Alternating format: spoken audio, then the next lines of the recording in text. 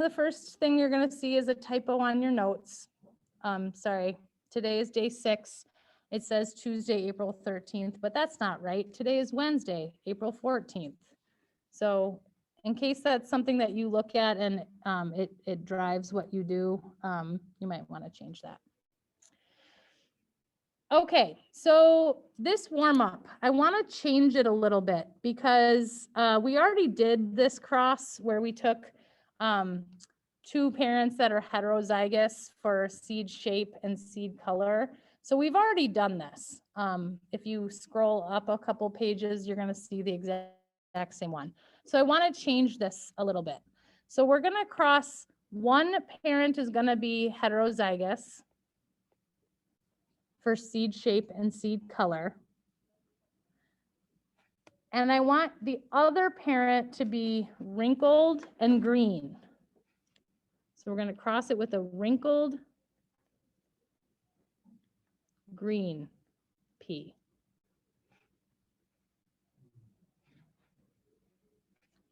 So one parent is going to be heterozygous for both seed shape and seed color, and the other one is going to be wrinkled and green.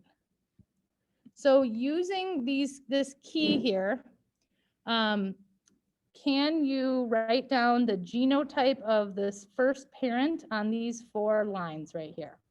So heterozygous for seed shape, heterozygous for seed color. So write it down. They're heterozygous for both traits, the first parent. That's why there's 4 little blanks there. You need to have 4 letters to write the genotype.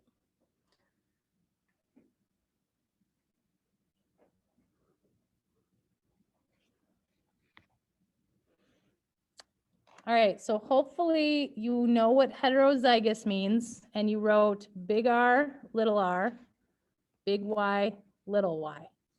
That is heterozygous for both seed shape and seed color. Now the second parent is wrinkled and green. So write down their genotype, the second parent.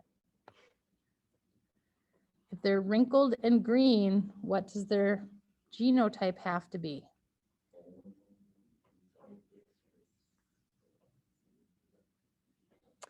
The only way to have a wrinkled seed is to be little r, little r. And the only way to be green is what? Little y, little y. Awesome. Thanks, Jacob, for adding that to the chat. I love that you're paying attention and you're here with us virtually. All right. So now, after you figured out the genotype of the parents, which you have to do first, now you can figure out what possible gametes they can pass on to their offspring. So let's start with our heterozygous parent. So what is one gamete that they could pass on? So one possible combination would be a big R and a big Y. Remember, we're using our math FOIL method here. Somebody in my class is saying big R, little y, which is correct. Little r, big y. Little r, big Y. Little r, little y. Awesome. The FOIL method has not foiled my students. All right, so because this parent right here is heterozygous for both traits, there's 4 different possible gametes, right? Each one of these is different than the other. Now let's take a look at our second parent, who's homozygous recessive for seed shape and seed color. So what is a possible gamete they could produce? So little r, little y. So they're going to still make 4 gametes, right? But what's the second gamete going to be? Little r, little y again. And then little r, little y. And little r, little y. there's less variation in the gametes when the parent is homozygous for either of the traits. All right, so now, did you ask, because there's 24, did you see this Punnett square? Yeah, so this Punnett square is weird. It has boxes for the gametes. So I'm sorry that if that confused anybody. So let's put the heterozygous parent on the top. So there's actually a box for their gametes here, which is weird. Normally you don't see that, but this one had a box for the gametes. And then let's put our wrinkled green parent gametes on the side.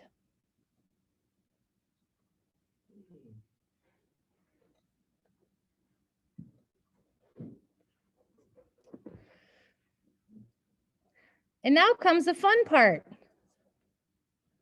Filling in this 16 square Punnett square. So remember, we have a few rules here. We're gonna write both of our R's first. Okay, we don't separate R's and Y's. Okay, I don't want you doing this because I've seen some people do this. R-Y, R-Y. Don't do that. Don't do that. Keep your R's together and your Y's together.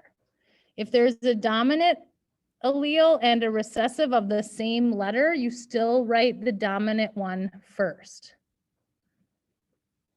So we have a big R, little r. I'm going to take care of our R's first. Try saying that 5 times fast. And then our Y's go second.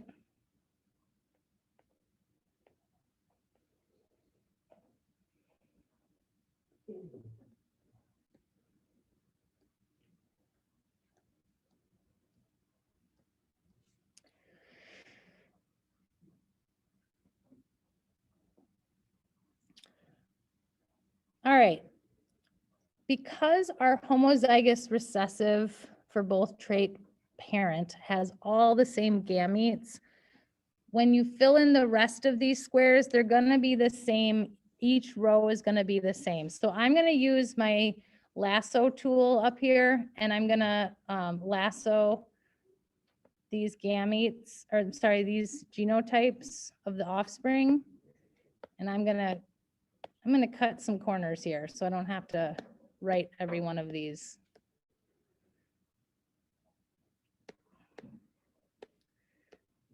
Because technology is good sometimes. You can't do that if you have different gametes, but because all of these gametes, these combinations of gametes are the same, once I filled in that first row, all of these are going to be the same in this column, this column, this column, and this column.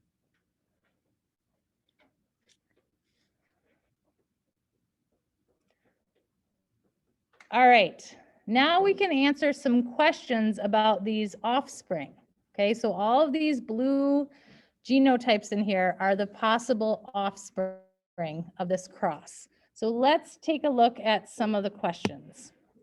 So the first one's asking how many of the offspring, how many, it's looking for a number, will be recessive for both traits?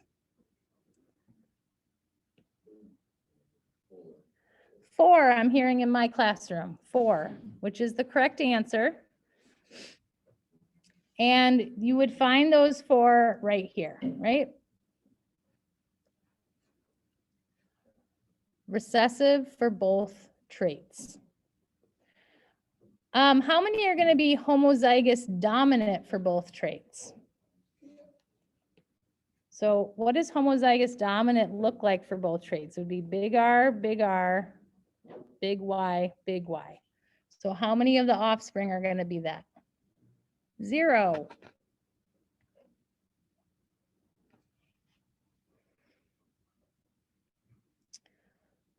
All right, the last question is asking about phenotype ratio, which your homework asked you to do as well. So I just want to refresh your memory on how to do that. So the first number you're going to write down is the number of offspring that would be dominant for both traits. They're showing dominant for both. So how many did that? How many of the offspring did that? How many? 4. Somebody in my class is saying 4, and they are correct. So these 4 offspring are going to be dominant for seed shape and dominant for seed color. The second number is how many are dominant for R, but recessive for Y. This is going to be 4 again. And this time it's these right here, right next to the first number. Right? Because they're round, but they're yellow. I'm sorry, green is the recessive color. All right, your third number is how many then are recessive for R and dominant for Y. That is also 4.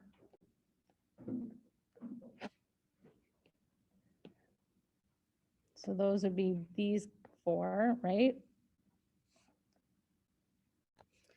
And then your last number is how many are recessive for both. Recessive always goes at the end. So how many is that? 4. We already kind of answered that one up here in pink, right?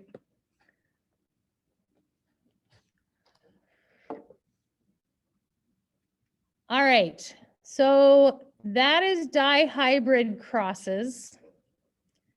You had a homework assignment that's due today. So it's homework number 5 here, where you're submitting 2 pages. You had 2 dihybrid crosses that you needed to set up.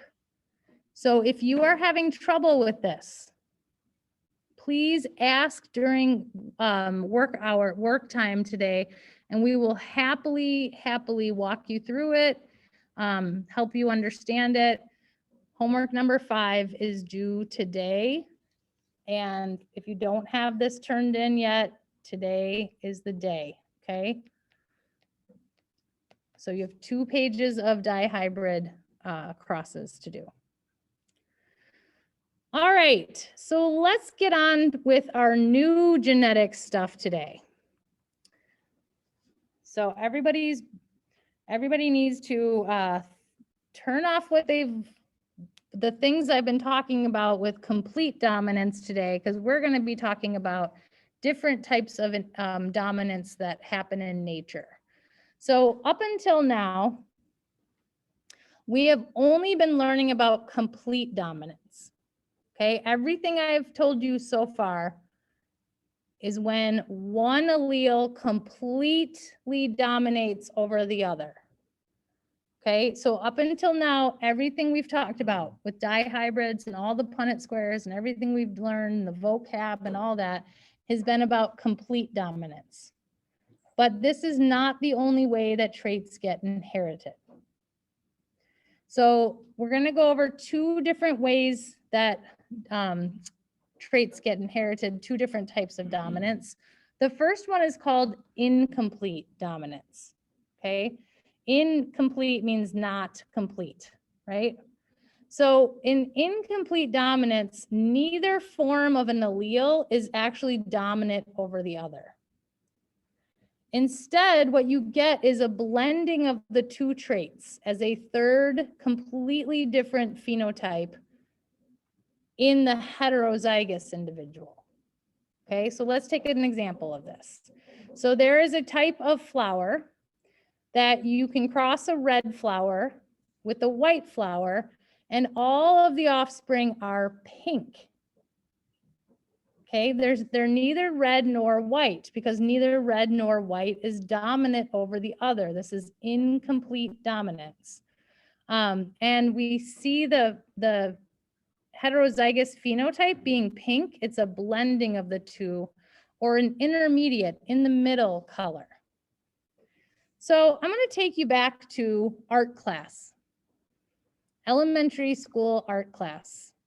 And you're painting a picture and you really want pink, but your teacher doesn't have the color pink for paint. So what did you do to make pink when you wanted pink? You mixed up the red and you mixed up some white. You maybe add a little more red, make it a little more pink, or a little more white to make it a little lighter. But to make the color pink, you mix red and white.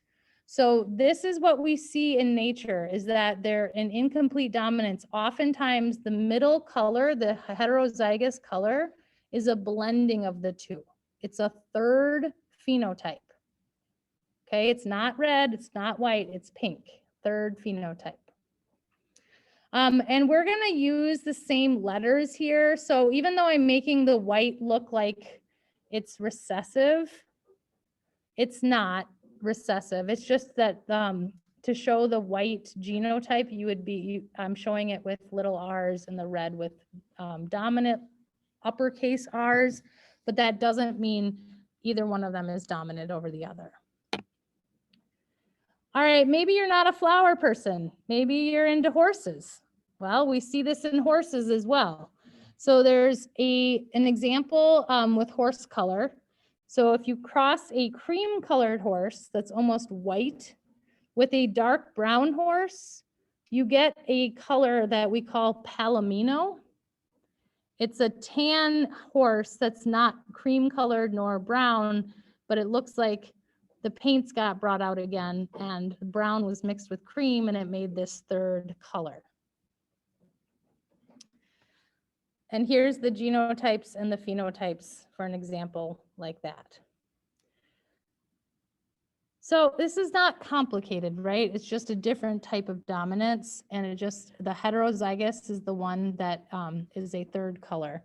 So I have a Wednesday morning funny for you here that I found. So you probably know that pigs are pink, right? So this is an incomplete dominance joke. This is an incomplete dominant biology joke. So the pink pig is saying to the cow and the chicken, "This is my mom and dad." So this is dad. He's white, right? Mom's red, and they made a pink baby. Incomplete dominance joke, right? All right, so that's incomplete dominance. And let's do an example of these. So here we have our flowers. So again, we're going to use the same letter because we're still talking about petal color. So we're going to use the same letter. So red flowers have the genotype of big R, big R. White flowers have little r, and the pink ones are heterozygous, a big R and a little r. So who sees my typo in the first problem? The red one is saying it's heterozygous. That's not right. Fix that. That would be a pink flower. So this should be big R, not big R, little r. So when we do these Punnett squares, you guys know how to do this. Okay, we're going back to a 2x2 4-square Punnett square. So if the one parent is red, we're going to put that parent's alleles above the box, put the other parent on the side. It doesn't matter which side you put which parent. And then you just cross them and make these babies.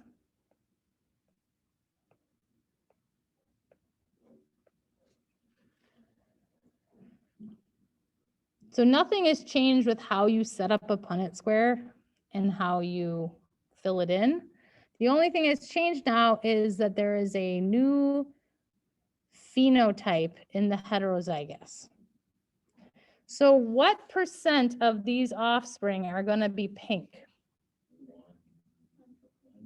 100%. All 4 of them are going to be pink, right? Pink, that's pink, that's pink, that's pink. So 4 out of 4 is 100%.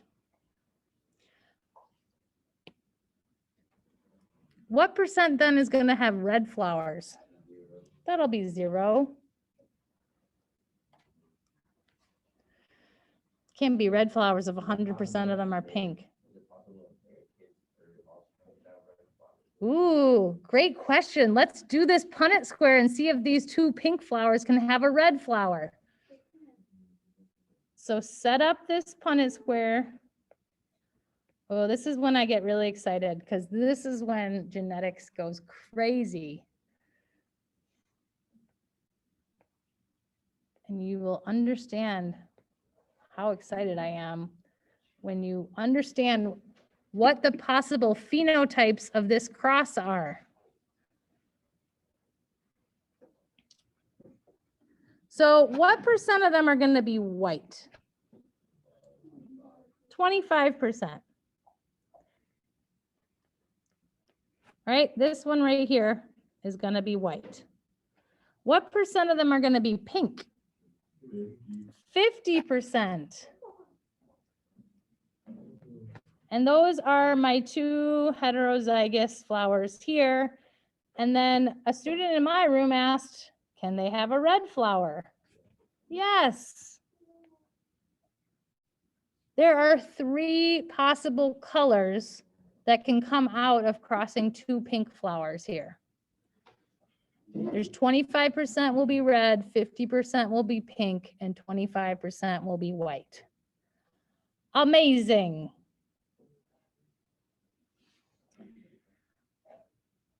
All right, so that is incomplete dominance. Incomplete. Now let's move on to the second type of dominance that we're talking about today. And this one is called codominant. So the prefix co means together.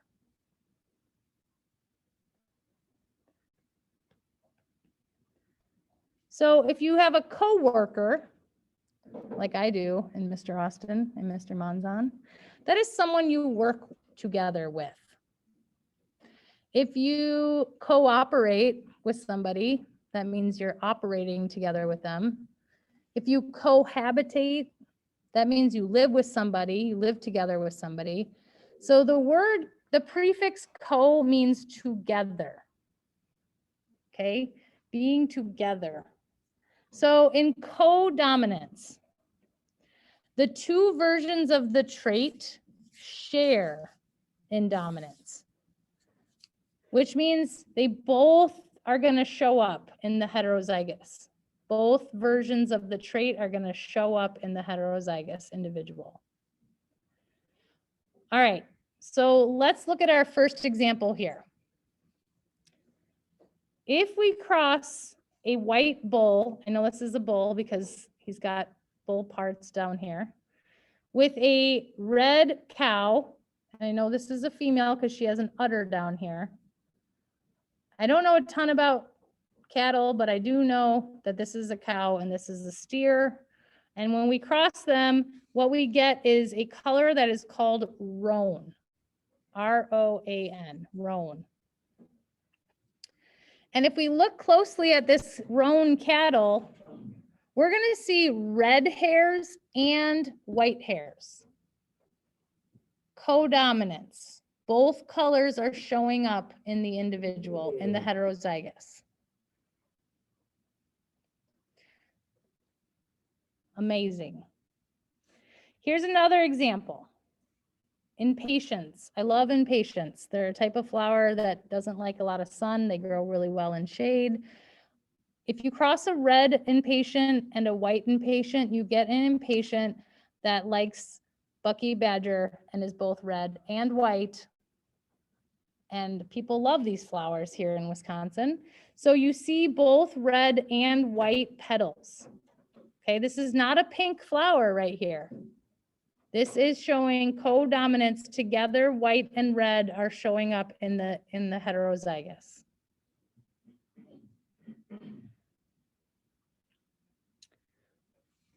All right. The next example is one of my favorite things, and I get excited every year I get to say this, the checkered chicken. Checkered chicken. So there is a type of chicken that when you cross a white and a black chicken, you get what's called an erminate chicken, but I like to call this chicken checkered because it's more fun to say than erminate. Oh, that would be a good name of a restaurant, checkered chicken. That's a great idea. Okay. All right. So in the checkered chicken, the reason I call it that is because if you've ever played checkers, you know there's a square board that has black and white squares, right? So in this chicken breed, both white and black feathers appear. It's not gray. It's not a mix of the two. That's another color that if you take white and black and mix them, you get gray. It's not gray. It's both black and white, codominance. All right, so here are the two types of dominance that we just went over side by side. So in codominance, there is shared, the two traits are shared in the heterozygous. There's an and here, together, red and white. In incomplete dominance, we see a third color, a pink. It's not both, it's one new color, a third completely different color. So this lends to a third different color. Where this one is sharing, it shares.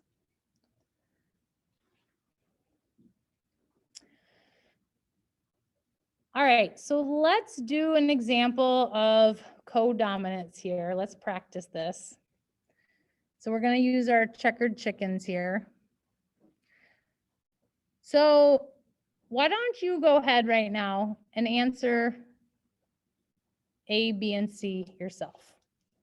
Wait, I have a question. Yeah. So codominance is like you'll see a mixture of both You'll see both of the traits, and incomplete dominance is a blending of the two, so a third different. So look at, I wrote these examples up there on the board. okay. See how complete dominance, what you've learned so far is the heterozygous shows the dominant. Yeah. I'm just doing homework now. Well, you have plenty of time, so you might as well stay with us. We're almost done. All right, so what is the genotype for a black chicken in this example?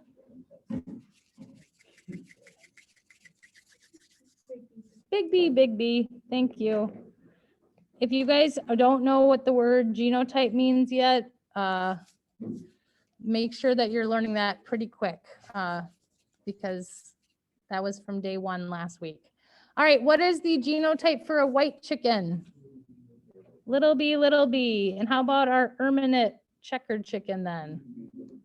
Big B, little b. All right, so if I say to cross two erminate chickens, so your two parents are both heterozygous, two erminate chickens. Set up that Punnett square and fill it in.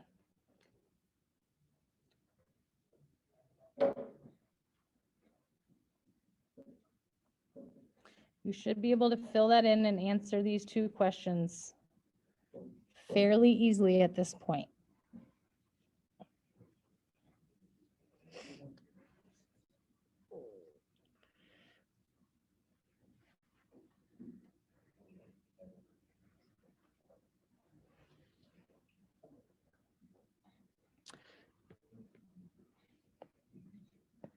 All right.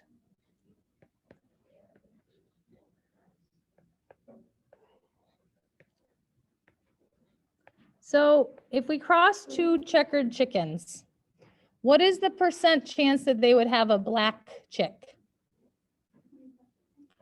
25%. Right here, right? This is going to be our black chick.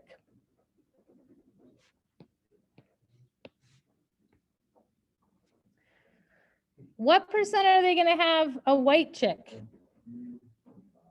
Also 25%. Right? That's this chick right here. And then what percent will they have a checkered chicken? 50% will be checkered.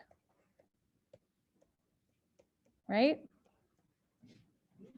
So those would be these two heterozygous. All right, I have talked for quite a while. It is now time